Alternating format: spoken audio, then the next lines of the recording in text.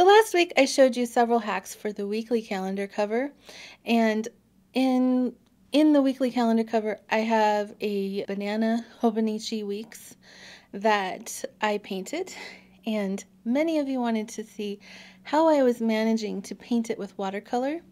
It's actually this one right here. So today I'm going to show you exactly how I did it and how you can do it too, and we're going to do that right now. Alright, so the things that you're going to need in order to be able to do this is watercolors, of course. These are Daniel Smith watercolors, and this is a set that I have had for several years. So you'll need those. You'll need the book that you want to do. I did it on my Hobonichi weeks, and you can see in here that it was the yellow color, the banana yellow color, which I don't know. It doesn't strike joy when I see bright yellow, so I wanted to paint it, so I did. And I did flowers on the front, and I just did that on the back because I wanted something on the back. They don't go together at all, but that's what I did. Alright, so I'm going to set this aside. You're also going to need a paintbrush. I happen to have a number 4 Da Vinci. This is a blue squirrel, I think, brush. It holds a lot of water. It's a mop brush. It's what I like to paint with because it has this very, very fine point. You can get very fine detail, or you can get really wide detail. You're going to need a flat brush. This is just a 3/4 inch flat brush by Plaid, and nothing special about it. It's actually wet right now. And this is the key. Okay, people were asking if I used gesso on this first, and I did not. This is what I used. I used Daniel Smith watercolor ground in titanium white. We're going to use this today. It is watercolor ground, and what it does is it gives an absorbent surface for the watercolor to stick to. And if you looked at this, you would see that this has been watercolored, and I did the exact same thing. I used this on here and painted it, and so it works on all kinds of different surfaces. Yeah, so when you're Bible journaling, let me show you on here. If you take the page that you want to paint on and you prep it with this, you know, do a coat of this on one side, and then on the back you do another coat, so it's front and back. When you watercolor on the page, the page won't shrink and buckle, and it'll stay flat, and it'll look really nice. So today, even though I love this cover, I'm going to use this book to show you how I did this. I am not going to recreate this look though. We'll see what happens. I don't really like to plan stuff out too much, but this might take a little longer than I want to have time for. So I'll probably just show you how to do this because anybody can do this, and it's fun. And then there are tutorials online on how to paint watercolor flowers. I recommend you go watch some of those and practice on paper before you try to do a book. Alright, so the book that I'm using is Moleskine. It's a 2-go notebook, and it is actually in the size of a B6 Slim. And this fits perfectly in my B6 Eastwood E-Class, and it fits right in the back there, and it fits very, very well. If you're wanting to buy it, it is this one right here. It's plain and ruled notebook, so one side is plain, one side is ruled, which I really like because then I can draw on one side and make notes on the other. I did cut the elastic off of it because I don't like it, so I cut it off. Alright, so I'm going to start with the watercolor ground, and you'll see that it kind of looks like spackle. Do not use your good brush on this. So I'm going to use my flat brush. Also be careful. I learned this from a professional painter, and he said, like you can see right there, he said never dip your whole brush into something, but always work on the last part of the brush. So I try to always do that when I'm painting.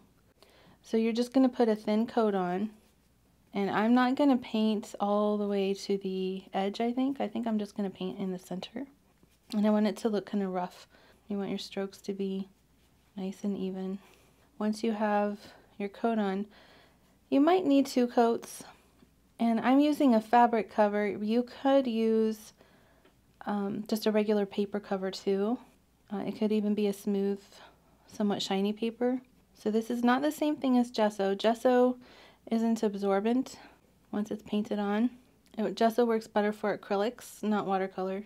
But this has some sort of absorbing medium in there. And I'm sure that my fellow watercolor artists know exactly what I mean. But if you're new here, that's okay. I've only been watercoloring for about 5 years. I still consider myself very new. All right, so that's gonna be good. And then I'm gonna let this dry. You can hit it with a heat gun, but be careful because you don't want to make it overdone, I guess. You don't want to overheat it. So just be careful, hold it far away and move it around a lot. I don't have a heat gun here, so I'm going to let this air dry, and then I will be back when it is ready to go. Should take about 15 minutes. All right, so this is dry, and it actually took closer to 45 minutes, but it's cool in here, and there's not a lot of airflow, so I'm sure that contributed to the slow drying time. But, all right, I'm just going to dive in, and I have no idea what I'm going to do, so I'll just pick some of my favorite colors and go from there. So this is Quin Gold.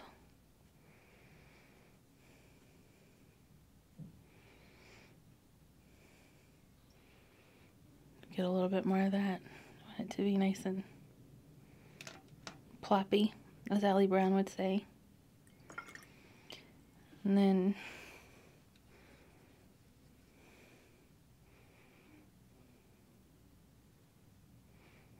yeah, so literally I'm just taking the color and smushing it on. Nothing special about this process at all.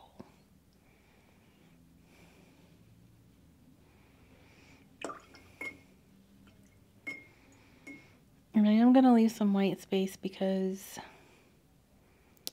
well, I like it. Trying to think what color I want next.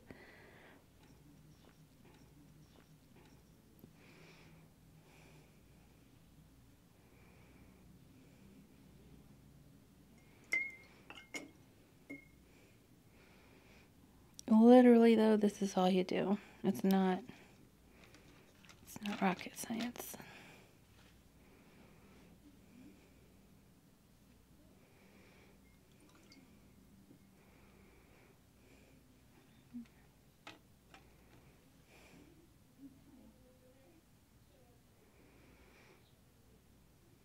So you can see that watercolor on the fabric itself just makes the fabric look wet. And it doesn't really do anything.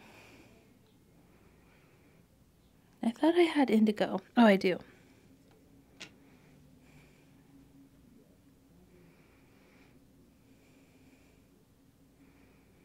So you can kind of see how the color spreads and behaves very much like watercolor paper. Now it's, you know, definitely no arches, but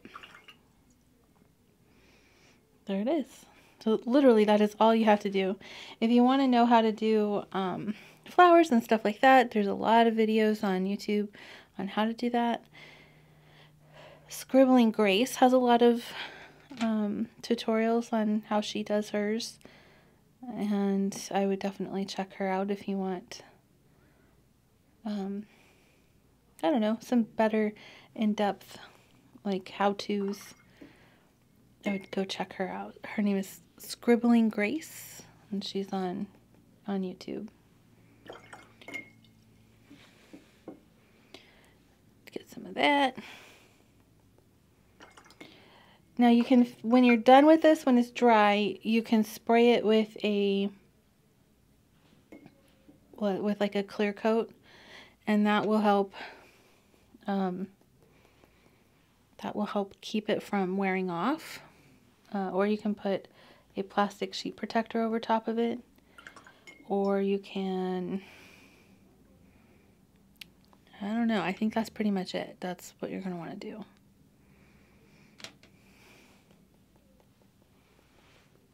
Yeah. There. Now you have a little abstract painting on, well, I have an abstract painting on the back of my book. And I'll let that dry, and then we'll show a picture of it once it's dry, because with watercolor, you don't really truly know what you have until it's dry.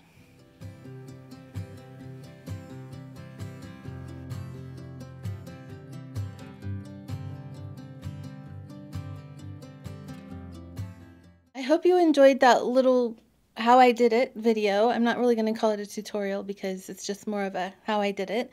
If you do it to yours or any object that isn't paper, I would love to see it. Use hashtag IPAINTEDMYHOBONICHI on Instagram, and because I would love to see what you guys do. It's really fun, very relaxing, and I think it looks a lot better than a plain yellow notebook. So all right, thanks for joining me. Don't forget to comment, like, subscribe. I'll see you next time.